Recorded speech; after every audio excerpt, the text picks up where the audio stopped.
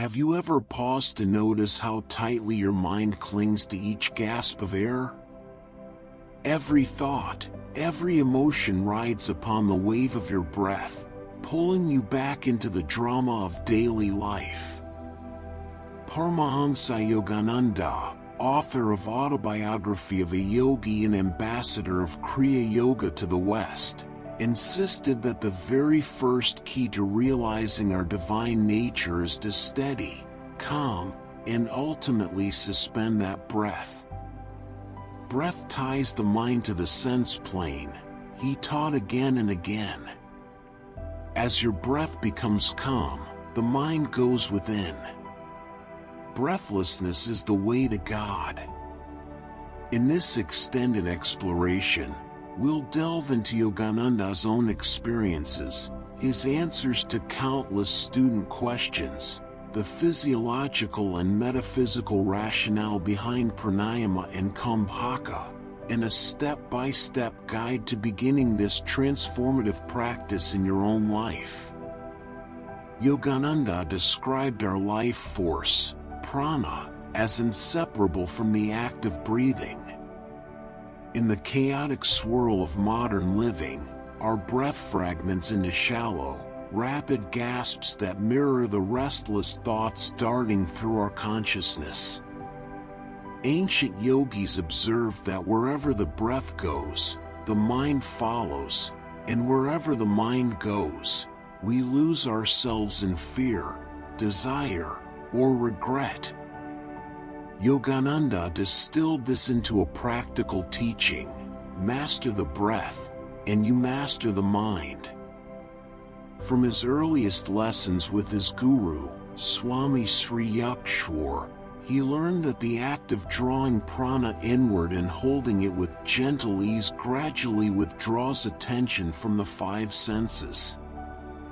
This inward drawing is called pratyahara, the fifth limb of classical yoga, sense withdrawal, which Yogananda called the gateway to inner silence. In thousands of lectures across America, Yogananda would pause mid-talk and gently ask his audience, "How many of you have ever tried to sit still, yet found your mind racing like a runaway train?" Nearly every hand would go up. Now, he'd continue, sit still and simply watch your breath for 1 full minute. Observe how it leads your mind to the world outside. This very breath is your chariot, cantering through pleasure and pain alike. He would then guide the crowd through a brief breathing exercise, demonstrating in real time how slowing the breath brings the mind to a peaceful standstill. Yogananda often likened the yogic path to a ladder. The first rungs are asana, posture, pranayama, breath mastery, and pratyahara, withdrawal of senses. Above these lie dharana, concentration, dhyana, meditation, and finally samadhi, absorption into oneness. He emphasized that without strong, flexible posture and breath control, attempts at concentration collapse into frustration. In his classes, he would correct students' positions, reminding them that anatomy is destiny. If the body is crooked or the breath irregular, the mind cannot focus. But once the breath finds its natural, even rhythm, he said, the door to pratyahara opens effortlessly. At that threshold, the senses no longer pull us outward. Instead, our awareness turns inward like a flower closing at dusk. In this inner sanctuary, Yogananda taught, lies the still point where God may be directly experienced. He told of his own first samadhi under Sri Yukteswar's guidance, when his body and breath dissolved into cosmic light, and he realized the truth of every scripture, that the self is not separate from the whole. Such experiences, he reminded students, are not mere fantasies but latent potentials in every human being. Many Western students feared that holding their breath might harm their bodies or cause fainting. Yogananda addressed these concerns with both mystical insight and physiological reassurance. He explained that when breath retention, or kumbhaka, is practiced correctly, it is not a forced suppression but a natural, spontaneous suspension, sahaja kumbhaka. Through gradual training, the autonomic nervous system learns to adapt, the heart rate slows, and the body's inflammatory and stress responses diminish. He cited early experiments, conducted under the watchful eye of his disciples, where breath-trained yogis held their breath for minutes without adverse effects, illustrating the profound resilience of a prana-nourished system. For those who experience dizziness, he counseled a return to normal breathing, followed by gentler attempts at retention. Any practice done with strain is counterproductive, he would say. Kriya Yoga is not a test of willpower but of surrender to the divine currents of prana. Over weeks and months, students found that this surrender deepened their breath-holding capacity while filling them with energy, mental clarity, and equanimity. Yogananda's signature teaching, Kriya Yoga, refines pranayama into a precise energetic science. Each inhalation draws life force up the spinal channel, and each exhalation returns it downward, creating a pulsation that awakens the chakras along the spine. He likened this to winding and unwinding a spiritual clock. The motion energizes the subtle centers, relocates the mind from its habitual obsession with the external world, and accelerates spiritual evolution.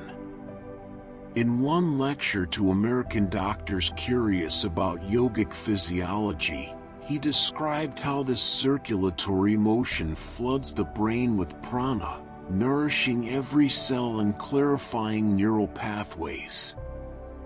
Patients under chronic stress reported reduced anxiety, improved sleep, and even relief from chronic pain as their pranayama practice deepened. Yet Yogananda was careful to distinguish Kriya from spectacle.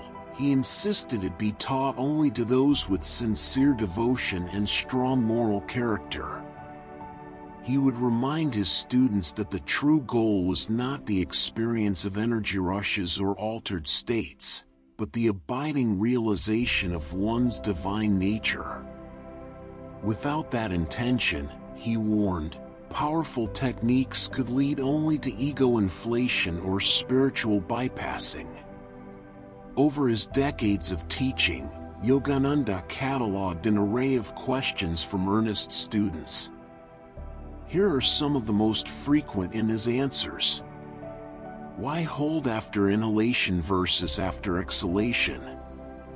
He explained that antarakumbhaka, retention after inhalation, charges the system with prana, while bayakumbhaka, retention after exhalation, creates a suction that draws subtle forces inward.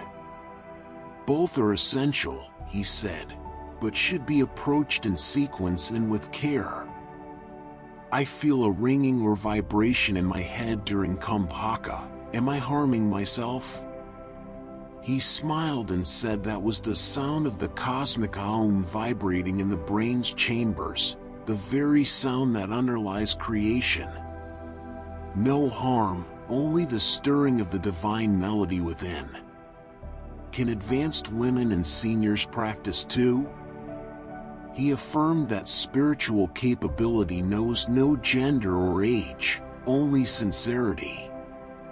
He modified retention durations to match individual endurance, always stressing quality over quantity.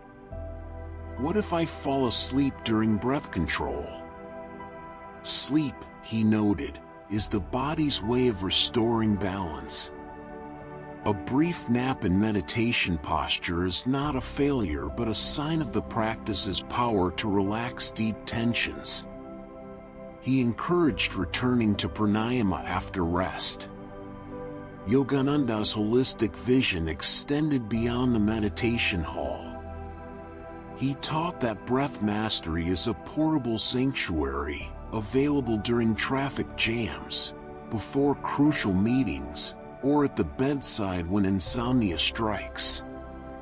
He advised students to pause 3 times a day, place a hand on the navel center, and simply observe the breath. Even 10 seconds of stillness could reset the nervous system and restore clarity. One of his American disciples, Rajarsi Janakananda, later recounted using this technique daily as a busy corporate leader, crediting it with preventing burnout and maintaining inner peace despite constant pressures. Now, let us practice together, exactly as Yogananda taught. Sit comfortably in a stable posture, spine erect but not rigid. Close your eyes and draw a deep, slow inhalation to a count of 4. Feel the diaphragm expand, the ribs widen. Hold the breath gently for a count of 3. Exhale smoothly to a count of 6, releasing tension from every muscle. Repeat this pattern 5 times. Then, on the next cycle, after exhaling fully, hold the breath out for a count of 3 before allowing the inhale to come naturally. Do this 3 times. Rest for 1 minute. Finally, sit in silence, conscious of the subtle pause between inhalation and exhalation. Notice the mind's calm. If the breath hesitates or stops spontaneously, simply be the observer, no force, no effort. That stillness is the doorway to dhyana. Throughout his life, Yogananda demonstrated extraordinary mastery over breath. He would attend meetings and enter deep states where no breath, no heartbeat, was perceptible to attendants, yet he remained fully conscious. Physicians measured his vitals during these demonstrations and found his physiological functions slowed to a whisper. In Los Angeles, he once lay in complete stillness for over an hour during a public lecture, his audience silent in awe. He used these examples not to show off, but to illustrate that the ordinary laws of human physiology yield to the power of divine will when allied with rhythmic breath control. Yogananda taught that beyond the physical act of breathing lies a subtler inner breath, the ceaseless cosmic current of life force that sustains all creation. When the outer breath ceases in deep kumbhaka, the practitioner tunes directly into this inner flow. In that state, one hears the music of the spheres, feels the heartbeat of the universe, and glimpses one's own oneness with every creature. He described this in lectures as the true meaning of the Mandukya Upanishad's teaching on Om, that its 3 syllables correspond to the waking, dreaming, and deep sleep states, and the silence at the end represents Turiya, the 4th state of pure consciousness. Paramhansa Yogananda's insistence on stilling the breath was not a gimmick but the essence of his Kriya Yoga path, a living bridge between the finite self and the infinite spirit. Breath control, he taught, refines the instrument of mind and body into a crystal through which divine light may shine undimmed. As you embark on your own practice, remember his guiding principle: progress gently, honor your body's signals, and always root the technique in devotion. Those simple pauses between inhale and exhale can become lifetimes of truth when observed with sincerity. If this deep dive has resonated with you, I invite you to try the guided practice we shared, to share your experiences in the comments below, and to subscribe for more explorations of Yogananda's timeless wisdom. May your breath be calm, your heart serene, and your soul ever drawn inward to the divine presence that awaits within.